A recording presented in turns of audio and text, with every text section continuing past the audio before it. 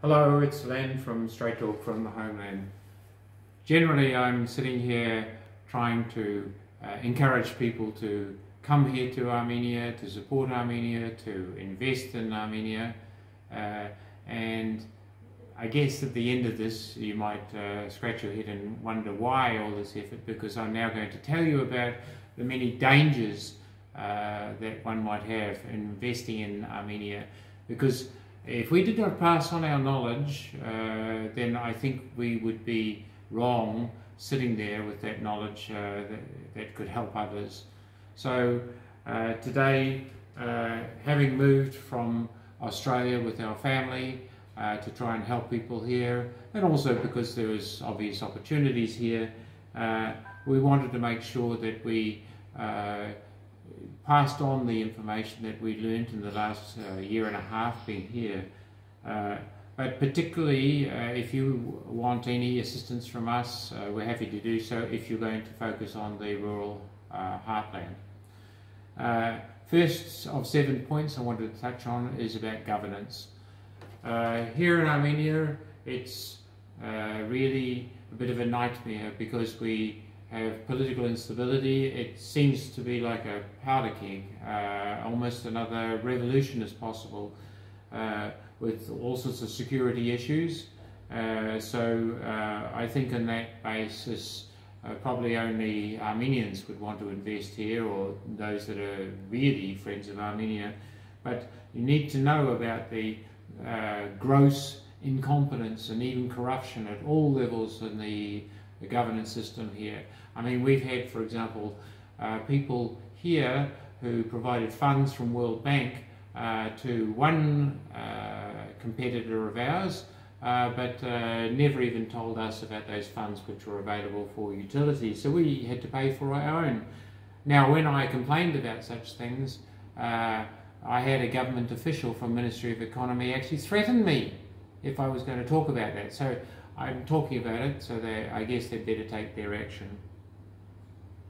I believe that at this time Armenia needs a strong and unifying leadership, but we've got none of that right now. We've got leadership talking about giving away land, about acquiescing to duress, which is not legal. If you watch some of our other videos, we talk about treaties, international treaties that cannot be made under duress. We've even got leadership talking about giving away so-called enclaves, which would basically cut us off here in the rural heartland from Yerevan, and that's okay.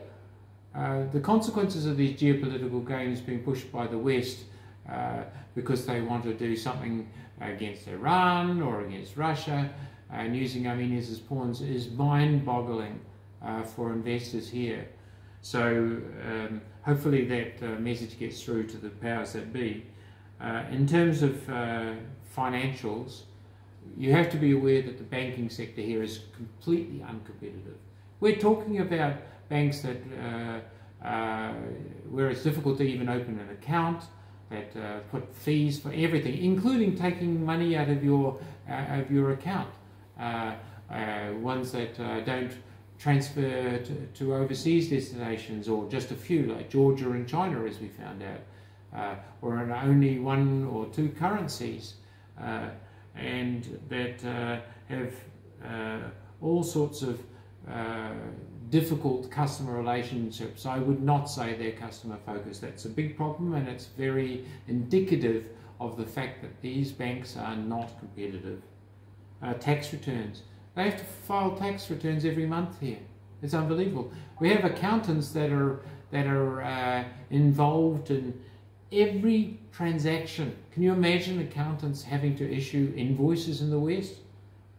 The cost of supplies coming to the rural area is just, it multiplies every cost that we have and undermines any investors' genuine efforts to support the vulnerable rural areas, because every time it's got to come from Yerevan, and by the way, a lot of the time the quality of the products are poor, and also we find there's no consumer protection in reality here, no warranties of any sort are genuine.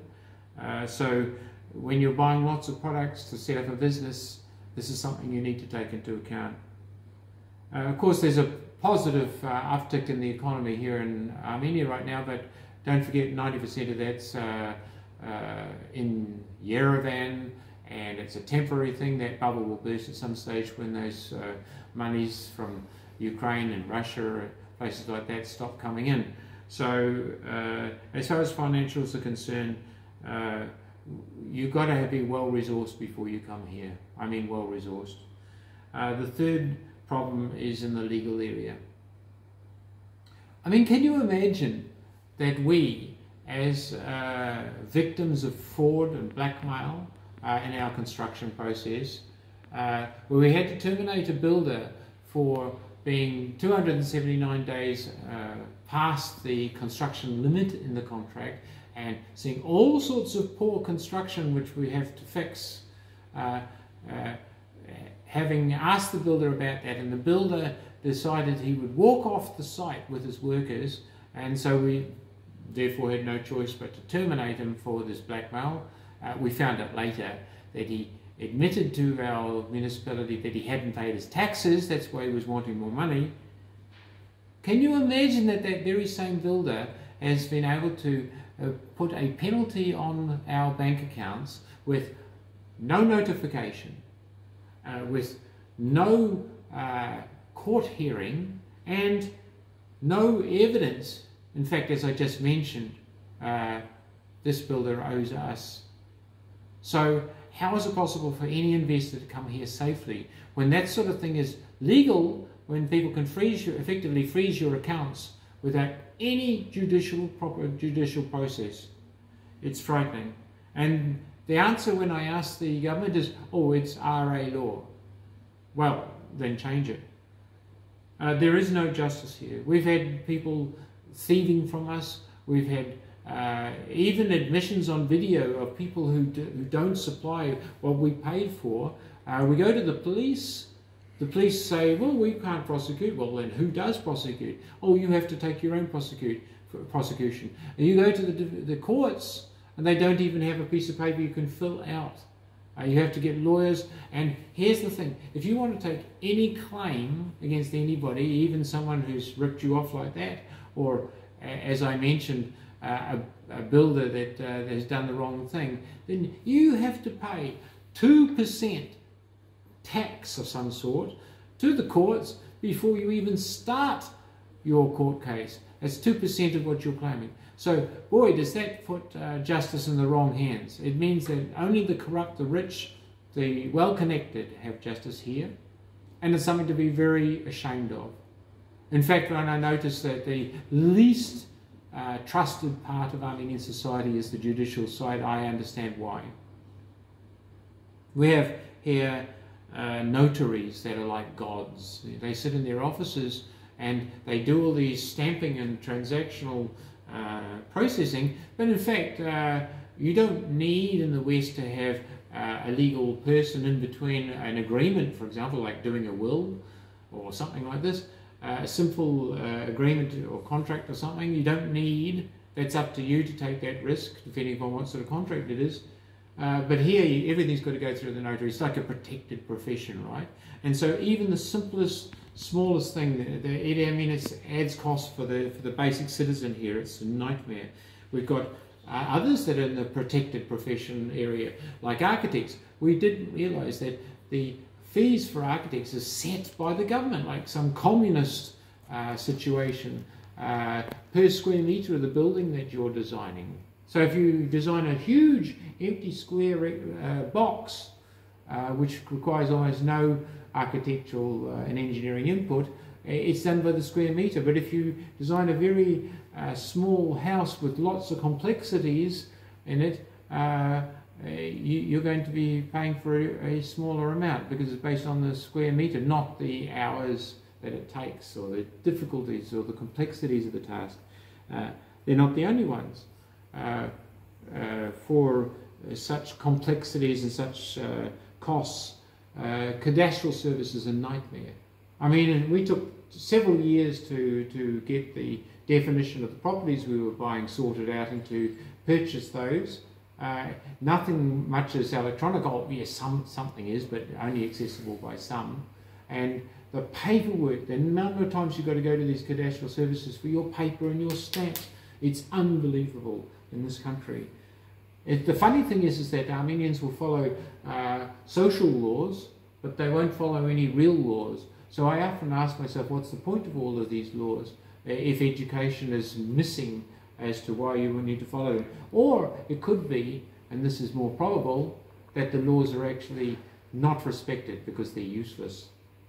So the bureaucracy that I mentioned in much of the governance and the legal areas is seen with hardly any electronic transactions. We see duplication of transactions. So you're standing there purchasing something, and someone will be writing in a book all this in writing what you're doing, what you're buying and selling, and then they'll have the electronic transaction over here. I mean, it's just mind-boggling how much paperwork is here. We have to constantly travel. An example is going, if you want to get a bank mortgage, you can't do it electronically. No, you've got to travel at least 3 times to the bank, no matter where you are. And here in Vaidso, we don't have major banks here, so we've got to travel somewhere else, like Yerevan. It's unbelievable. Not even an ATM within, I think, 40 or 50 kilometres of this place. And this is supposed to be a tourist hotspot. That's how much the banking sector supports us. Safety. I've mentioned safety on previous videos, but I just wanted to reiterate. I mean, even simple things like we wanted to have a speed camera installed on the urban road just outside the Arani Lodge where we are, and to just protect people on the roadside selling things and vehicles coming in and out. But we see vehicles, including military vehicles, who are supposed to be here so protecting the civilian population, speeding at much more than 100 kilometres an hour in our urban area.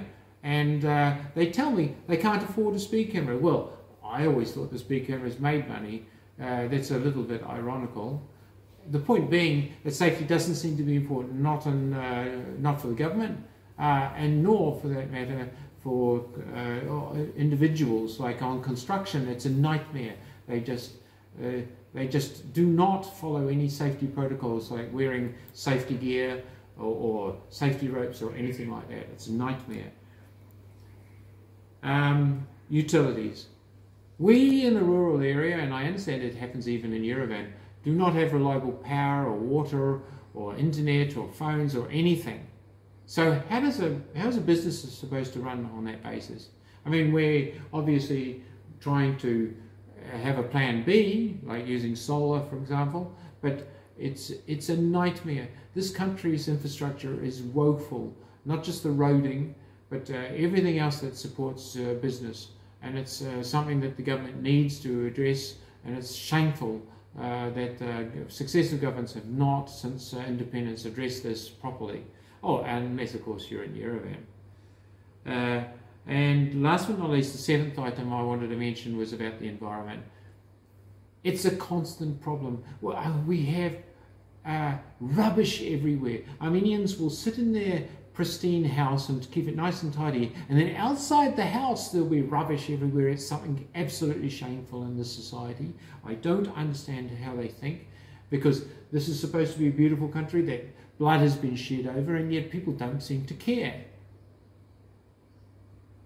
In summary, we came here to try and help these people, and especially I was happy to help with communications and advice, strategic advice to different levels of governments here in Armenia and also for Artsakh.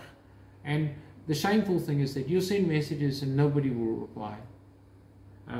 We believe that our assistance might be useful. We're not going to charge anybody, but even so, our advice is ignored. And people here obviously think they know best, and yet this country over the centuries has gone from Tigran Metz, something like an empire, to Pokhara, a very small, tiny little country that's now on the edge of existence. And why is that? Because of attitudes, not because of resources, because of attitudes.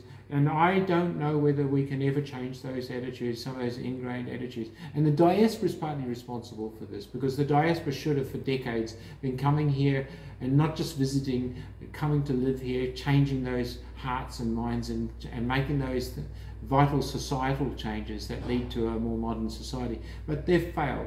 And they've also failed to message the very leaders of Western governments, for example, as to why Armenia shouldn't be used as pawns in this great game played against Iran and Russia. Armenians have suffered long enough. But on the other hand, Armenians are also got a self-destructive tendency where for people like me who take the risk of coming here, we don't feel as if we're respected. I'm sorry to say that. You know, people will stand up and do lots of toasting and say lots of nice words, but when it comes to it, when we sit here and we understand that that very few people will actually come and visit this place, will actually really do something to support what we're doing here, because if we're successful and the rural community here is successful, that's the whole idea. It's a very sad situation. So I'm not saying don't invest in Armenia, but I am saying that if the government doesn't change, if it doesn't sort out its structures, I mean, we're supposed to be supported by two structures, one under the Ministry of Economy called the NCIE, which doesn't bother talking to us anymore, and one called Enterprise Armenia, which is not under a ministry, and apparently it has the Prime Minister on the board, but the Prime Minister only speaks to them once or twice a year. But when I ask, what actually have you done for us? What have you resolved with all of these problems that we've found? The answer is nothing. Lots of talking, lots of meetings, but practically very little. So I'm not saying don't invest in Armenia, but I am saying beware. And if we can help, we will help. And hopefully there'll be better times ahead. Thank you for listening. Don't forget to please share, especially this message. It's very important for those that don't pick up on it early, to try and help others in the same situation. Please like and subscribe. This is Len from Straight Talk from the Homeland.